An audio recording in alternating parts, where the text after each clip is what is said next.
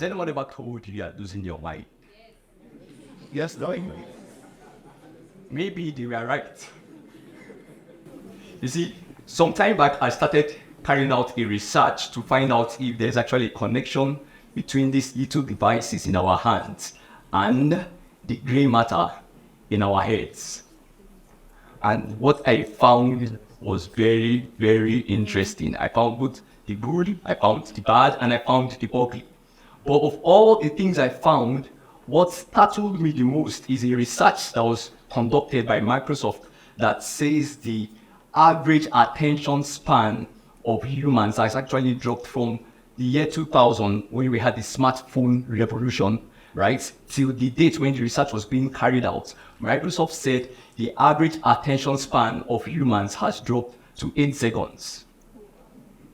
Now, I found that very disturbing. And it even got more disturbing when they went ahead to make a comparison between the attention span of the average person today and the attention span of the animal that has the shortest attention span known, which is the goldfish. And do you know what the attention span of a goldfish is? 9 seconds. Now I didn't like that. So I started asking questions. Why is this just happening now? Why didn't it happen when we had landline phones? Why didn't it happen when we had dumb phones that just beeped and rang? Why didn't it happen when we had desktop computers with Internet Explorer and 3.5A floppy? Why is it just happening now that we have these little guys in our hands? And you see, the thing I found out was very, very interesting. And that's what I'm going to be sharing with us today. How our minds consume online information has radically changed. Before the year 2000, largely we consumed online information in pages. That's how our minds consumed online content, in pages. Let me explain. So typically back then, right, you go to a website and then you open a page, you read through the page, and then when you're done, you open another page, you read through the page, and when you're done, you open another page, you read through the page. That's how our minds consumed online content back then. More like a book, if you ask me. Not too different from a book. But you see, fast forward now to the year 2000, when we had the mobile phone revolution and a lot of social media platforms and user-generated content coming on, and the way our minds consume online content started to change. We stopped consuming online content in pages and started consuming them in feeds.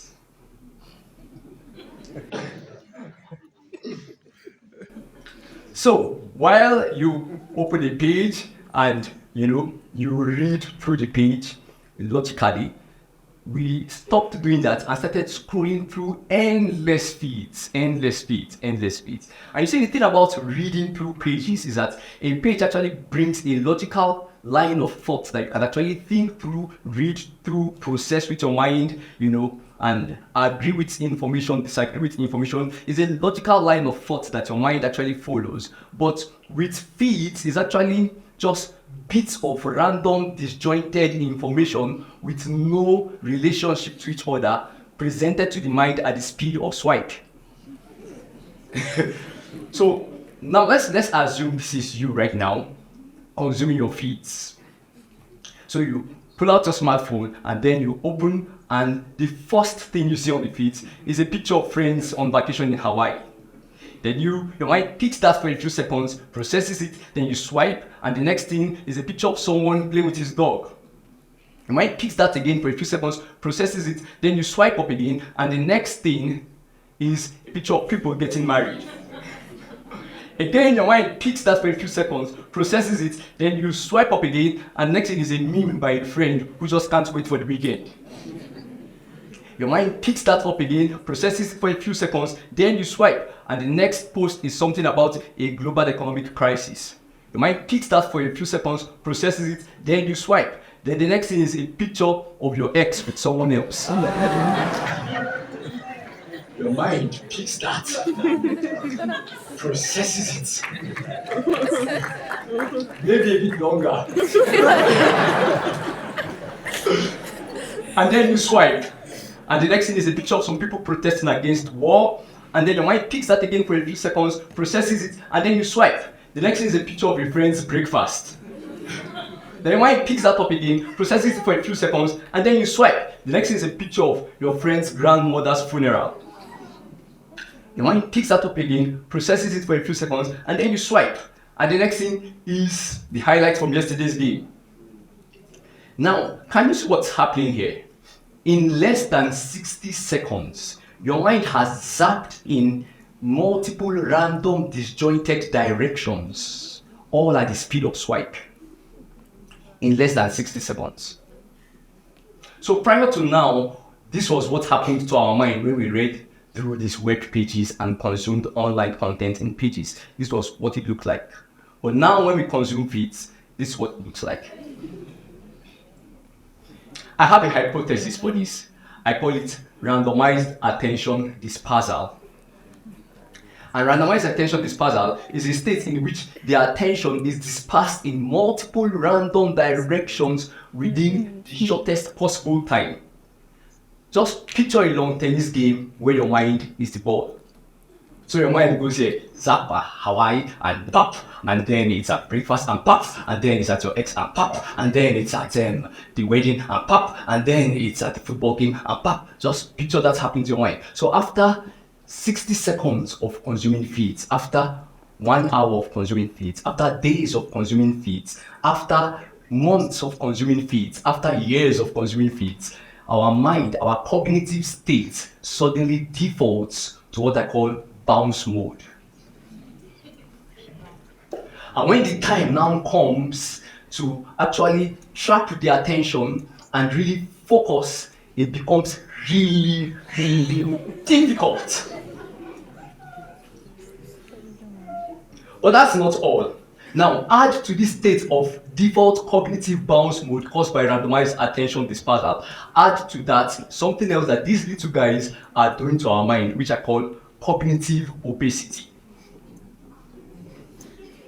And cognitive obesity is a state in which the mind, which was once sharp and firm, suddenly becomes flabby due to too much junk food and lack of exercise.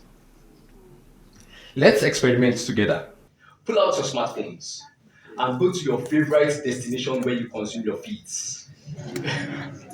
Okay, so scroll slowly through the first 5 feeds there. Scroll slowly through the first 5 feeds. Now, honest show of hands.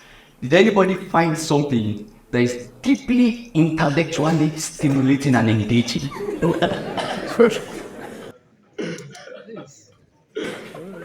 So do you know what's happening? Much of what we eat and consume from these feeds is actually intellectual junk food.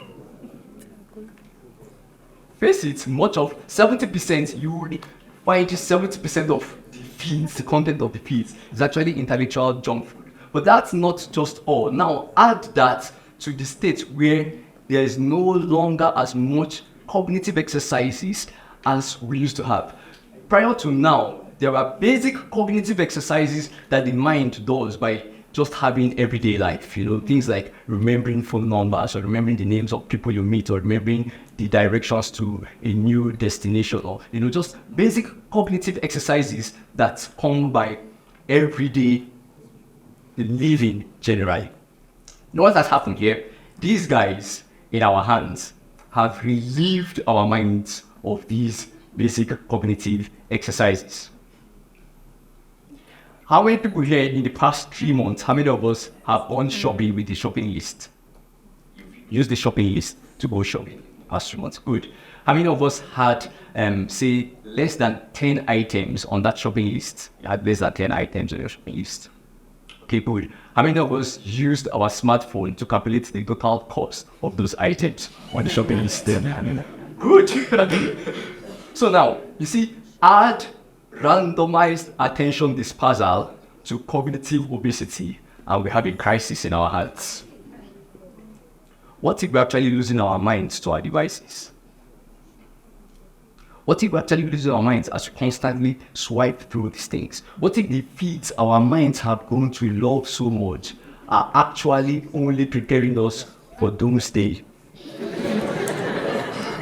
What if some of the mental health struggles that we're having are actually due to randomized attention dispersal? What if we can no longer focus on our spouses and it's already affecting our marriages? What if we can no longer pay attention to our children and it's already affecting our relationships? And what if this is already happening to you without you even knowing it? Now, I didn't come here to take us back to the Stone Age. That's not my goal. But I just want to plead and put some guardrails in our use of these things. And the first thing is implement scheduled usage. It means you schedule when you are going to consume feeds and for how long. The second thing is implement a feed fast from time to time. Maybe take a day in a month and say, I'm not consuming feeds today. I know it's going to be hard, but try it. And guess what? The third one, this is actually groundbreaking. I made this groundbreaking discovery. You wouldn't believe it. Flight mode actually works when you're not on an airplane.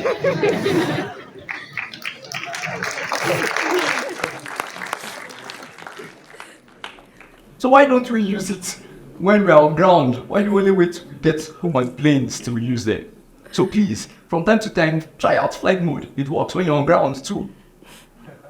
Let's do all these things and put these guardrails as we use these devices. Also, engage in intentional cognitive exercises, things like solving a puzzle, solving a real problem, tackling hard things, just intentional cognitive exercises that will keep our minds active, firm, and sharp. So, when next they are bored and they are tempted to pull out your phone and start scrolling through your feeds, just remember it might be taking much more from you than you're actually willing to pay for. So, take a deep breath, put your phones back in your pocket, and just relax. Except, of course, you want to watch my TEDx talk at ALU Rwanda.